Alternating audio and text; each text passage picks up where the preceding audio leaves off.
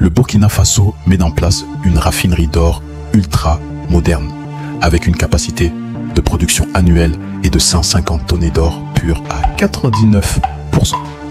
Pourquoi c'est important?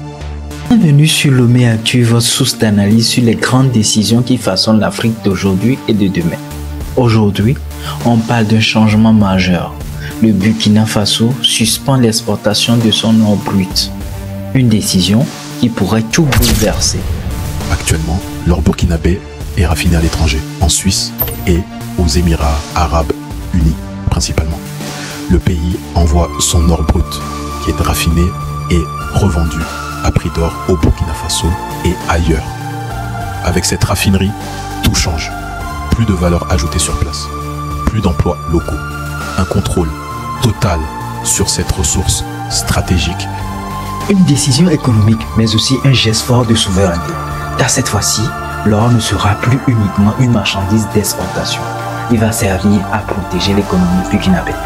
Je commence avec une annonce officielle du ministre de l'Énergie et des Mines, Yacouba Zabré Gouba.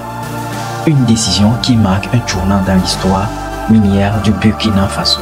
Le président burkinabé veut adosser la monnaie nationale à l'or.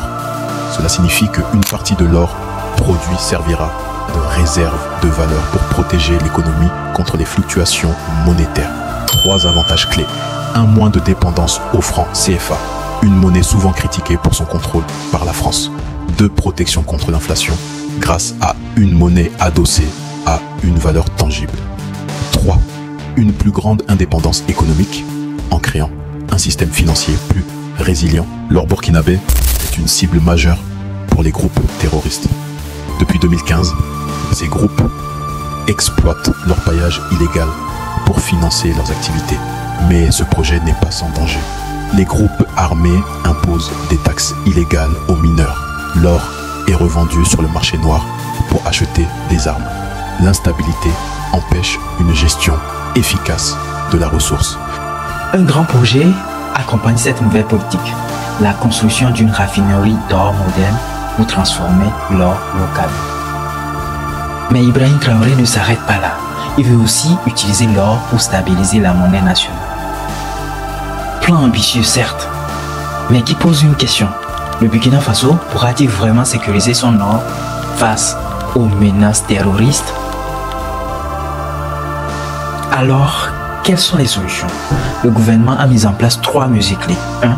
Sécurisation des mines stratégiques avec l'arme. 2. Création d'une unité spéciale contre la contrebande d'or. 3. Nationalisation progressive des sites les plus sensibles. Si ces mesures fonctionnent, alors l'or burkinabé pourrait enfin devenir un moteur de développement national et non un carburant pour le terrorisme. Le Burkina Faso est en train de changer son rapport à ses richesses naturelles. Ibrahim Traoré veut que l'or profite directement au peuple burkinabé. 3 points clés à retenir. 1. Une raffinerie pour transformer l'or sur place. 2. Un projet monétaire audacieux pour réduire la dépendance au franc CFA. 3.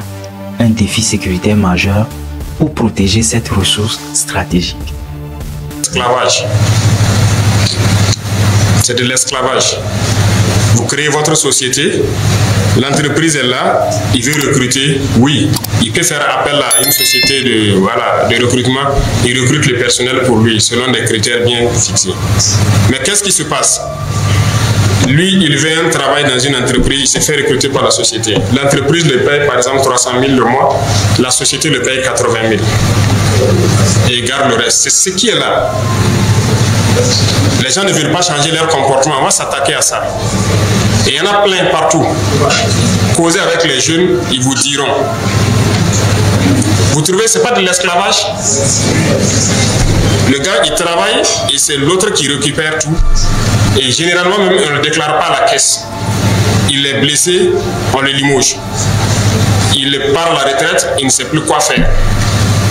Il y a de l'esclavage que nous-mêmes, on s'administre. La dernière fois, la mairie a payé les travailleurs qui saisonniers là. Vous avez suivi ça? C'est de l'esclavage qui se passait. En 2022, dès octobre, ces gars-là se retrouvaient vers la résidence. Chaque matin, moi, je sortais, je les voyais et je les ai fait rencontrer pour comprendre. Quand ils ont expliqué leur situation, voilà. Mais pendant ce temps, des gens fêtaient leurs milliards à la mairie ici. Pendant qu'il y a des travailleurs, d'autres sont décédés. Que vous torpillez. C'est normal ça. Donc quand on va s'attaquer à des gens, il faut que tout le monde comprenne. Même si c'est votre cousin, c'est votre frère, il faut que vous compreniez. On ne va pas permettre à des gens d'esclavagiser des Burkinabés. Il y a beaucoup de mots dans notre société, on ne peut pas finir de parler de ça. En tout cas, vous allez entendre beaucoup de bruit, que ce soit dans notre milieu ou dans d'autres milieux, parce qu'il y a beaucoup de mots. Alors, ce pari peut-il fonctionner? Le Burkina Faso pourra-t-il aller jusqu'au bout de cette transformation? Dites-nous en commentaire ce que vous en pensez. Si vous avez aimé cette analyse, abonnez-vous et partagez cette vidéo pour que l'information circule. Merci, à très bientôt. Lomé Actu, votre média, votre voix.